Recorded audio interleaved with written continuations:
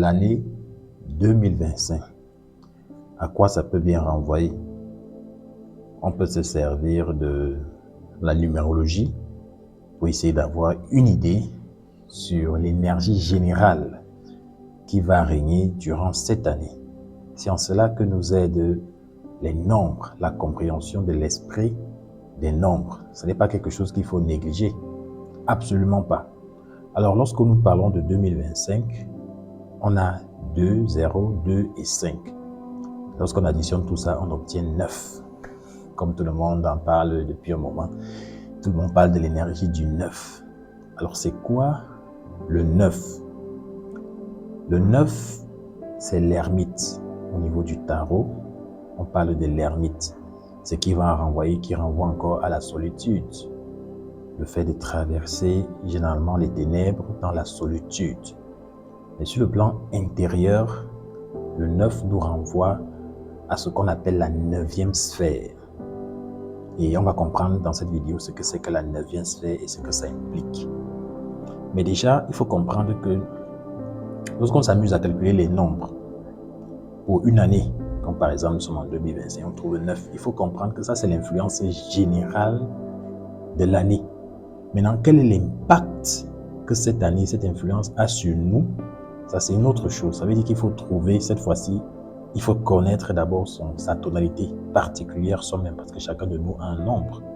Si par exemple, ton nombre, c'est le 5, par exemple.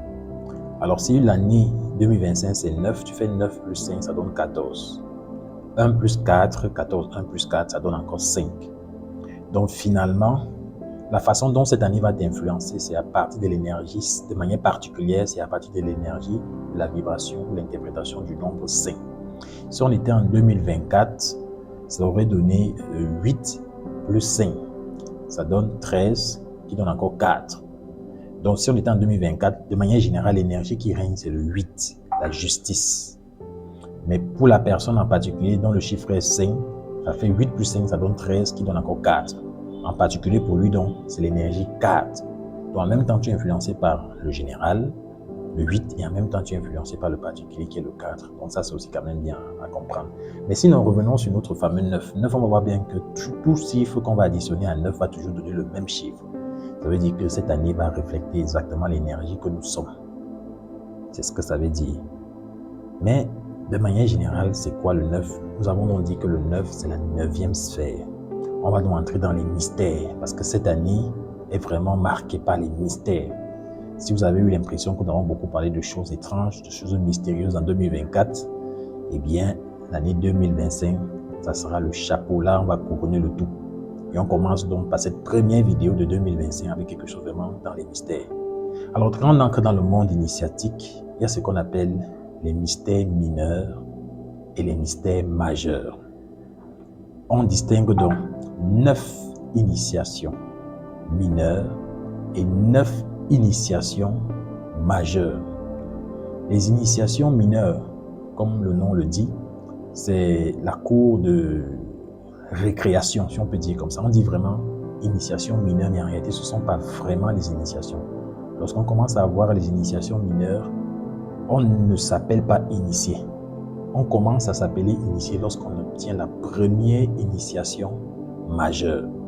Les initiations mineures sont en rapport avec les écoles de spiritualité qui sont préparatoires. Donc généralement les grands groupes religieux, les religions qu'on connaît, les préceptes moraux que ces religions-là incarnent nous amènent facilement dans les mondes internes spirituels à obtenir ces initiations-là. Et vous voyez que la plupart des gens les obtiennent vraiment sans avoir la conscience qui va avec, c'est-à-dire sans en avoir conscience. Mais elles passent ces initiations. Il y a donc un rapport entre les 9 initiations mineures et les 9 initiations majeures et la 9e sphère. Lorsqu'on parle de 9e sphère, on fait allusion aux 9 sphères de l'enfer, les enfers atomiques. Parce qu'il est aussi question de 9 cieux. Et comme on parle de 9 cieux dans ce système solaire dans lequel nous sommes, qu'on appelle Ors, il y a 9 cieux dont on donne les noms des planètes que nous connaissons, Saturne, Jupiter, etc. Eh bien, dans ces 9 cieux correspondent aussi 9 enfers. Donc il y a toujours la notion de paradis et d'enfer. Pour pouvoir conquérir un paradis, il faut absolument d'abord descendre dans un enfer. Parce qu'il faut toujours aller voler le feu et la lumière qui est cachée dans les ténèbres. Parce que c'est de cette manière que le jeu de la vie a été conçu. Le travail ne commence pas dans la lumière. Et le travail ne se fait pas uniquement dans les ténèbres, mais dans les deux. Il faut aller récupérer quelque chose dans les ténèbres pour pouvoir mériter, ayant cette chose-là, de jouir de la lumière. C'est comme ça que ça marche. C'est la voie du milieu. On travaille avec les deux énergies. Alors, il y a donc 9 enfers.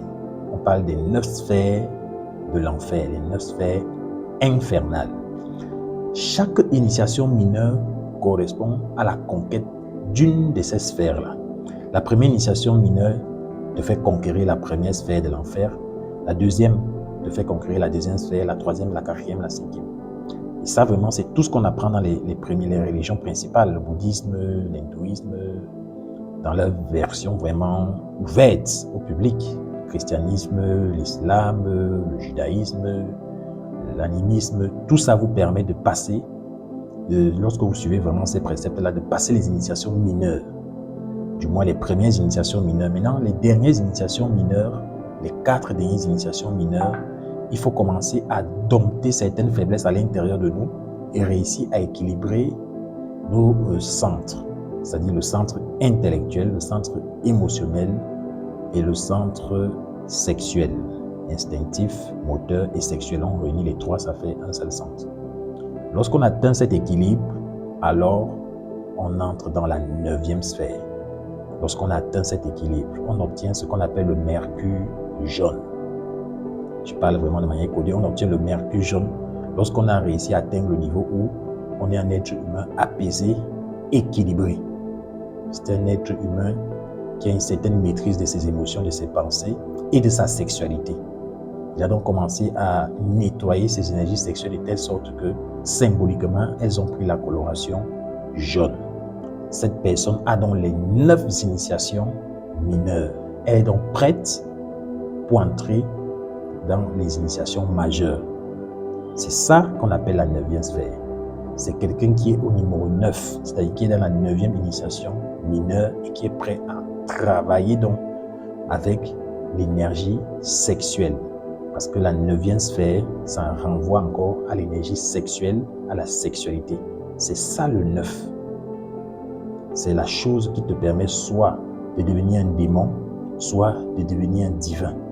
C'est la sexualité. C'est pourquoi le 666 donne 18 qui donne encore 9, qui est un signe, le 666 c'est le signe de ceux qui descendent, parce que quand vous voyez le signe 6, c'est quelque chose qui descend. Or le 9, c'est quelque chose qui monte, ça quitte d'en bas et ça monte. Donc on a le 999 qui donne également aussi 9. Tout ça c'est 9, mais sauf que le 9 peut te permettre de descendre, ou alors il peut te permettre de monter. C'est avec l'énergie sexuelle qu'on fabrique le démon à l'intérieur de nous, ou alors qu'on peut fabriquer l'ange, le divin à l'intérieur de nous. Donc cette année est vraiment sur le signe du 9, de la sexualité. Il faut donc maintenant réfléchir. Qu'est-ce qu'on va faire de cette énergie? Est-ce qu'on va la laisser descendre? Est-ce qu'on va la laisser entrer dans les ténèbres? Est-ce qu'on va laisser les ténèbres nous envahir? Ou alors on va travailler sur nous pour pouvoir extraire toute la lumière possible des ténèbres pour pouvoir nous-mêmes grandir et conquérir les cieux. C'est ça cette année, au-delà de les implications personnelles. C'est comme ça qu'on peut voir la chose. Ça signifie qu'il faut intensément travailler sur nos ténèbres.